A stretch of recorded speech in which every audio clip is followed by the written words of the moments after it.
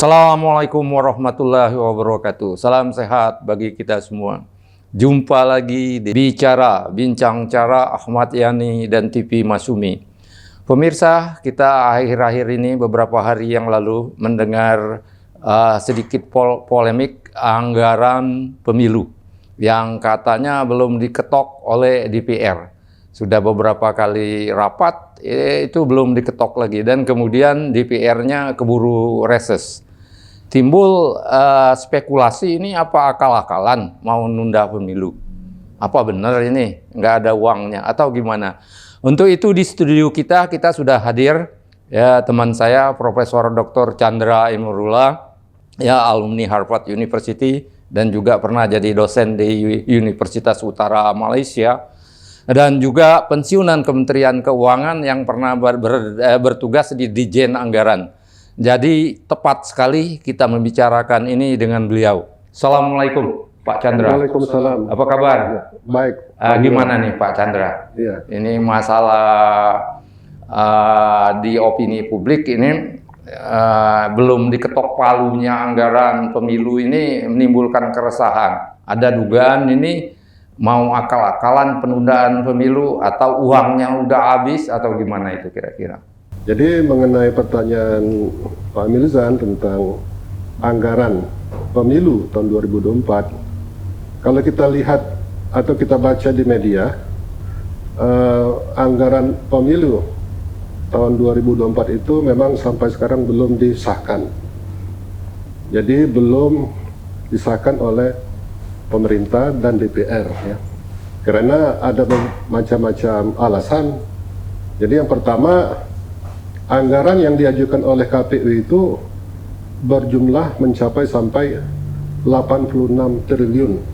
86 atau 76 ya, sekitar itu. Ya, pertama 86 triliun. Ya. Sekarang sudah turun 76. Tapi setelah dirapatkan dengan DPR, pada waktu tahun lalu ada kritikan bahwa anggaran itu terlalu besar. Jadi kalau kita bandingkan dengan anggaran pemilu tahun 2019 itu sampai 3 kali lipat. 2019 itu sekitar 25 triliun ya. 3 kali lipat ya. Lebih dari 3 kali lipat, lebih dikit. Jadi beberapa tokoh diantaranya Menteri Dalam Negeri Pak Tito itu mengkritik bahwa anggaran itu terlalu besar. Terlalu besar, ya. Dan juga banyak pengamat yang lainnya. Nah, jadi KPU sudah berusaha untuk menyisir kembali usulan anggaran tersebut dan didapatlah angka sebesar 76 triliun. Jadi turun 10 triliun. Ya. Oke. Ya. Dan itu pun beberapa pihak masih mengatakan bahwa anggaran itu masih terlalu besar. Oke. Ya.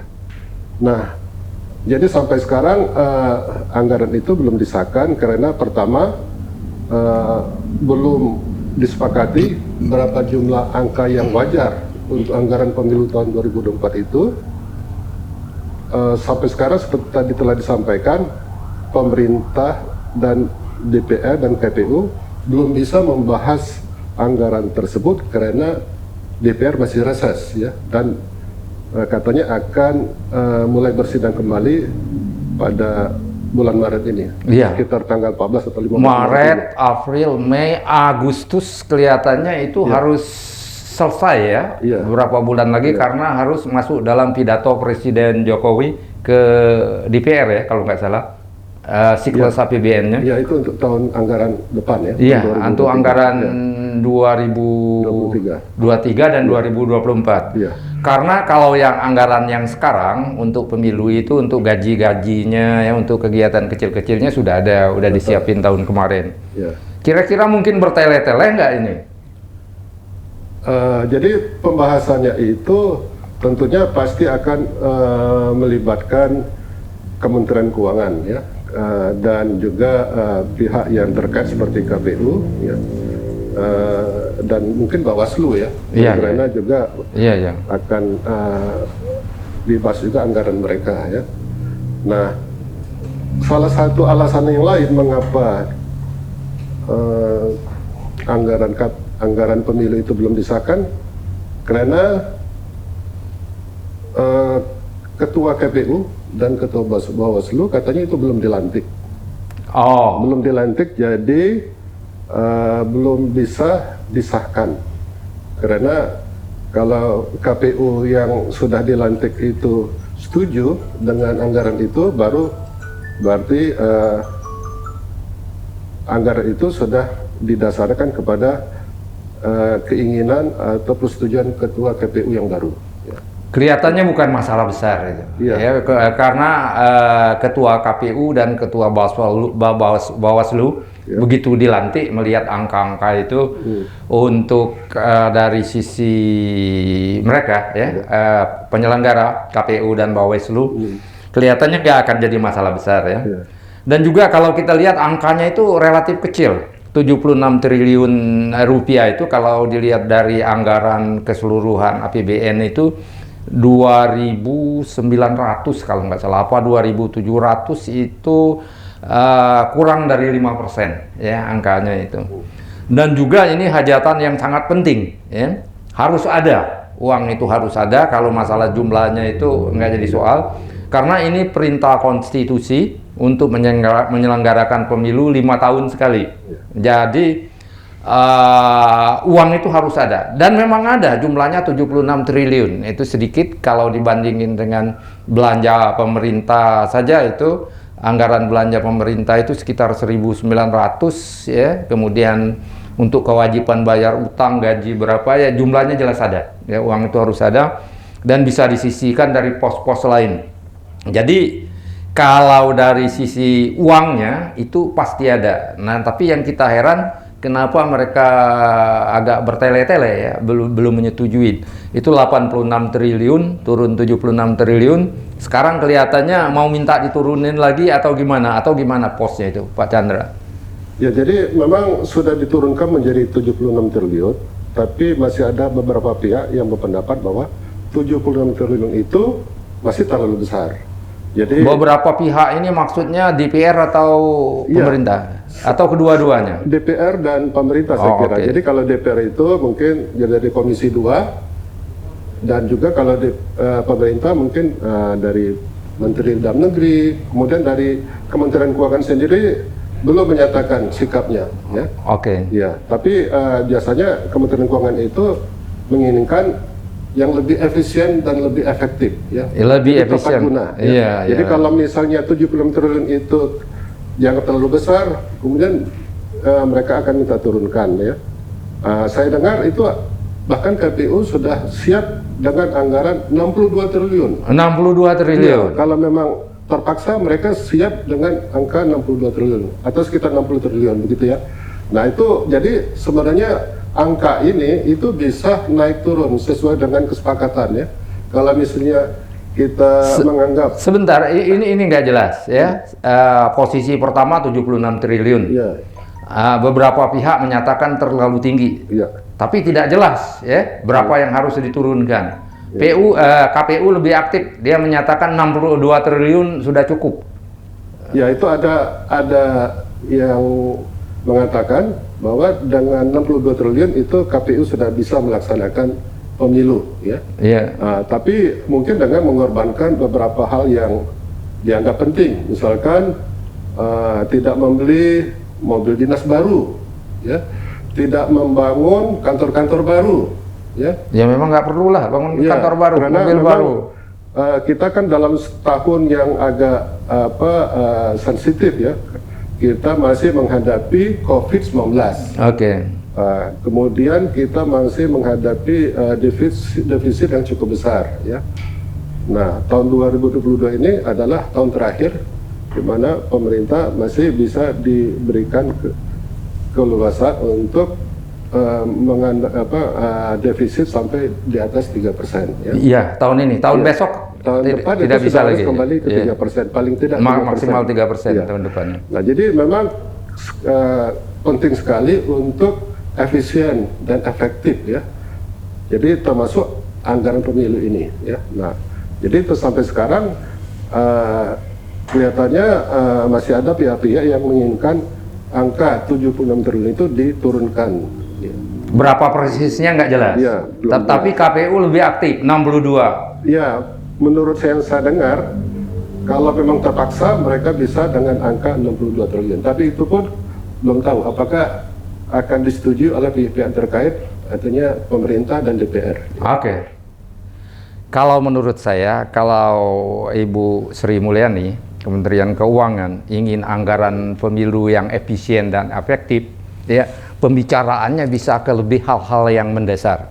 Saya pernah mengadakan penelitian ya di pemilu 2019, kemudian sepanjang tahun 2019 ya intensif itu saya mengadakan penelitian.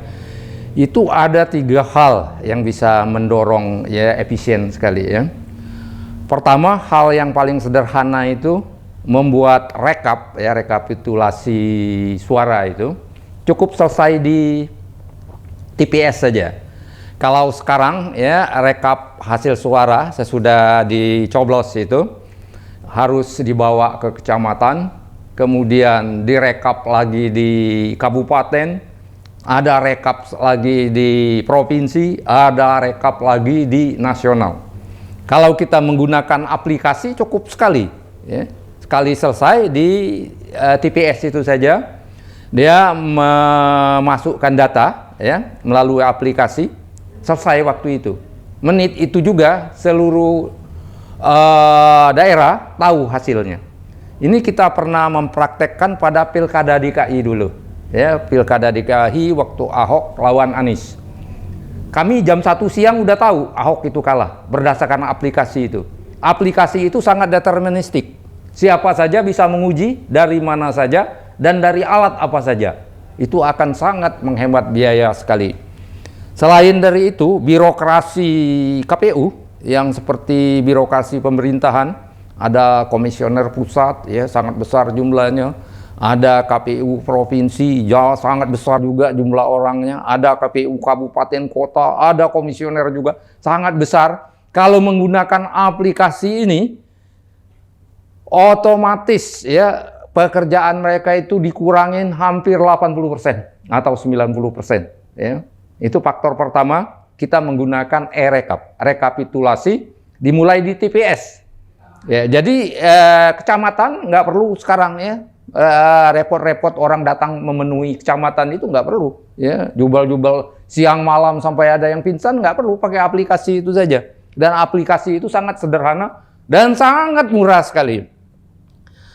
Dan yang kedua, ya. Cara mencapai efektif dan efisien bisa disampaikan kepada Mbak Ani, Bu Sri Mulyani. Itu masalah cara mencoblos. Di Undang-Undang Dasar 45, pasal 22I ayat 2 menyatakan kita memilih anggota DPR. Tapi di Undang-Undang Pemilunya, kita boleh memilih anggota, ya nyoblos orangnya, kita bisa memilih partainya, dan kita bisa memilih keduanya. Ini akibat banci ini implikasinya besar sekali. Kertas suara pileg itu 2 meter kali 2 meter. Panjang sekali. Karena seluruh partai politik itu memajukan calon di dapil itu hanya bukan 2 orang tapi 8 orang. Sebanyak mungkin. Ya. Padahal yang pemain utamanya itu hanya 1 atau 2 orang. Seharusnya di dalam satu dapil itu, katakanlah untuk jatah 8 partai politik, seharusnya kalau 22 itu hanya ada 16 partai politik ikut, hanya ada 32 calon. Kalau sekarang ya untuk 8 itu 8 kali 16. 80 kali 6, 48, 128 calon. Jadi kertasnya panjang banget. Itu sangat menteror itu. Panitia. Kalau hanya partainya saja yang dicoblos atau orangnya itu hanya sekian, ya.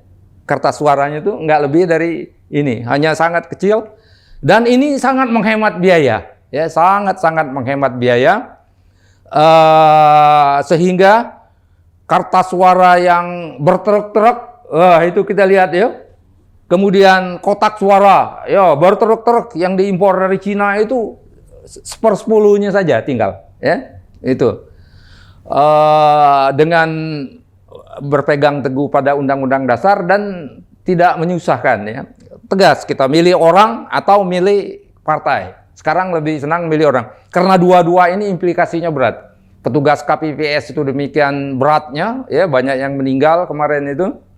Nah itu faktor kedua. Faktor ketiga yang memudahkan pemilu ini adalah menyederhanakan pendaftaran caleg itu. Ini ada 19 persyaratan kalau nggak salah, setiap caleg itu harus dimasukin waktu itu juga. Fotokopi harus legalisir sehingga membebanin KPU, menggunung ya, arsip-arsip itu nggak ada guna. Seharusnya seperti kita di Kementerian Keuangan dulu, berkas itu dimasukin kalau udah berhasil. Ya, ingat waktu kita masuk keuangan, berkas-berkas itu masuk kalau kita udah lulus. Ya, untuk yang nggak lulus untuk apa menuin ini? Kita dulu ingat ya waktu Kementerian Keuangan ada 40.000 orang ya sana daftar. Yang lulus hanya 40 ya atau 50 orang. Berarti hanya 40 dokumen. Kalau dari awal harus masuk kan masuk 40.000 dokumen harus masuk kan? Nah, itu kehebatan Profesor Dr. Ali Wardana waktu itu menyederhanakan rekrutmen pegawai. Ini juga surat dokter, surat polisi, surat segala harus diunggah waktu itu juga, orangnya belum tentu masuk. Dari 575 anggota DPR, itu berkasnya itu ada mungkin dikali 8 atau kali 10, 5.000. Jadi menggunung.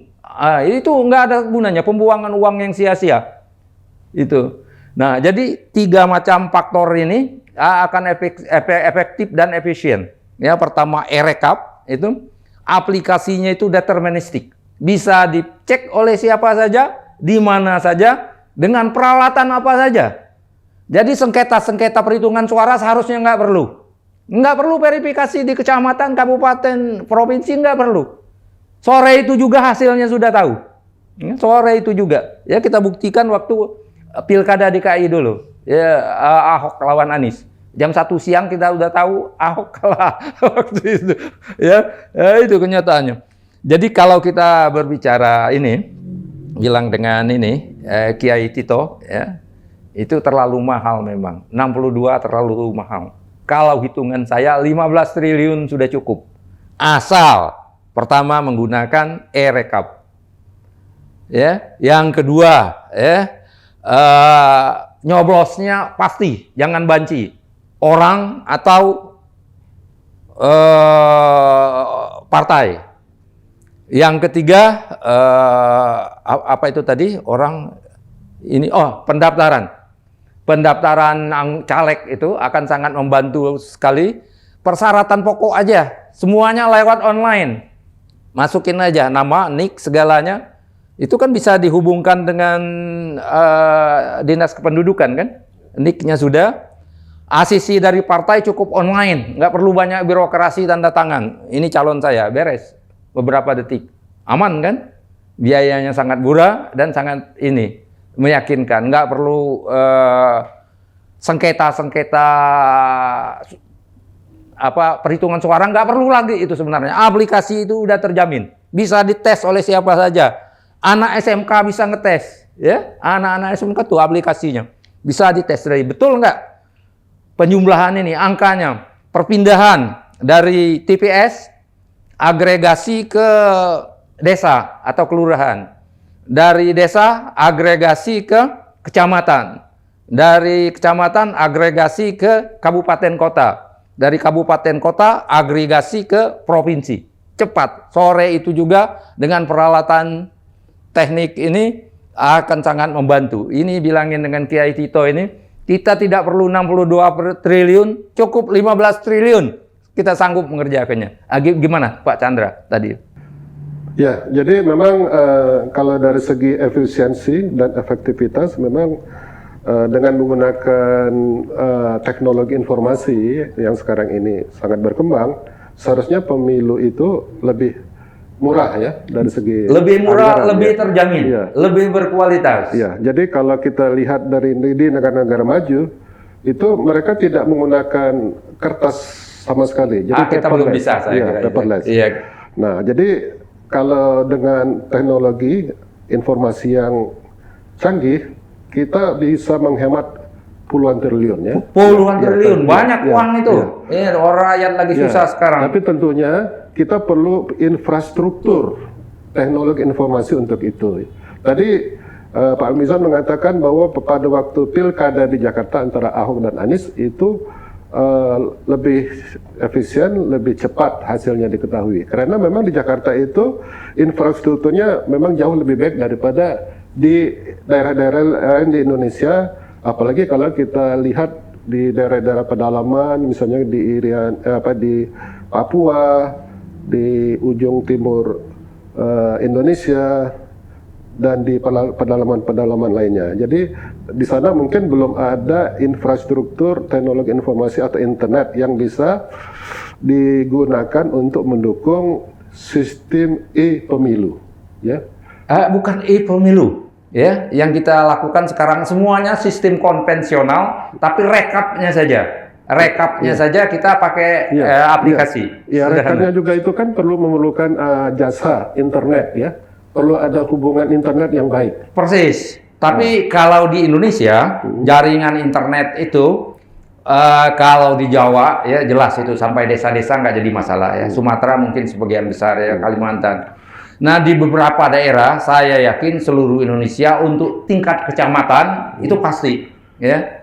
Jadi kalau untuk tingkat kecamatan, ya digeser sedikit itu. Seharusnya tadi rekapnya itu dikirim dari TPS, sekarang dikirim ke desa atau kecamatannya, dan nggak banyak. Saya yakin jaringan internet kita sudah cukup baik ini ya. Jadi walaupun di TPS-nya di desa atau kelurahannya kurang baik, itu bisa digeser ke kecamatan. Tapi prinsip aplikasinya sama, gitu. Saya memaklumi ini. Kemudian yang kedua, untuk mengurangi pemborosan daripada anggaran untuk pemilu, tadi dikatakan bahwa sebaiknya kertas suara itu disederhanakan. Ya. Persis sekali. Ya. Jadi kalau sekarang ini kita akan menggunakan 2 kertas suara. Pertama berdasarkan nama daripada calon-calon anggota legislatif yang akan dipilih oleh pemilih. Yang satu lagi kertas... Bukan Pak, bukan 2 kertas suara, 1 kertas suara, tapi pemilihnya boleh memilih orangnya, boleh memilih partainya, boleh memilih keduanya. Ya, jadi maksudnya dengan harus bisa memilih nama-nama daripada calon legislatif yang akan dipilih, kemudian bisa juga memilih partai, gambar partai atau simbol partainya. Jadi mengakibatkan memakan tempat yang banyak. Jadi kertas yang harus Waduh, 2 meter kali 2 meter, lebar sekali. Ya, jadi memang dari segi biaya dari kertas suara itu memang sangat besar ya, karena dengan 2 pilihan tadi berarti kita membutuhkan 2 kali lipat volume kertas. Lebih, saya kira mungkin lebih, seharusnya segini ini, segini ini. Memang kertas itu adalah salah satu unsur biaya yang sangat besar di dalam pemilu. Ya. Betul. Jadi kalau memang kita bisa mengurangi pemakaian kertas, misalkan dengan hanya memilih nama-nama, itu mungkin sangat mengurangi pemborosan di dalam penggunaan kertas. Tetapi masalahnya kemungkinan ya warga kita itu masih banyak yang belum paham tentang anggota-anggota legislatif yang akan dipilih. Mungkin mereka belum kenal dengan nama si A, si B, si C yang merupakan calon-calon yang akan menjadi anggota DPRD, DPR atau DPD. Ya, mereka belum kenal dari segi dari segi informasinya. Mungkin mereka belum dapat informasi yang lengkap mengenai seseorang calon legislatif. Jadi untuk memudahkan pemilih disediakan alternatif, yaitu gambar partai atau simbol partai. Ya, jadi kalau misalkan dia menginginkan calon dari partai Islam, kalau dia melihat gambar Ka'bah misalkan, maka orang tersebut akan memilih partai Islam yang ada lambang Islamnya, misalkan yang paling mudah itu Ka'bah misalkan. Jadi ini maksudnya untuk menolong pemilih yang mungkin dari segi pengetahuan politiknya tidak terlalu dalam apalagi tentang calon-calon yang akan dipilih ya. Mereka mungkin belum tahu apakah ini dari golongan mana, dari partai mana ya, tapi dengan adanya gambar partai ini akan memudahkan mereka menentukan pilihannya ya. Tapi memang konsekuensinya biaya pemilu terutama dari segi kertas suara itu memang besar. Nah, kemudian yang ketiga tadi mengenai persyaratan-persyaratan dokumen yang harus diserahkan kepada KPU. Iya. Caleg ya, dokumen caleg ya, betul. Dokumen caleg ya. Jadi memang terlalu banyak dokumen-dokumen yang harus diserahkan ke KPU, padahal calon tersebut belum tentu terpilih ya. Iya. Ya, jadi memang seharusnya kalau memang KPU itu ingin mengefisienkan anggaran, ya, dan juga untuk mengurangi beban kerja mereka. Jadi surat-surat atau dokumen-dokumen yang paling penting saja yang harus diserahkan untuk diverifikasi ya.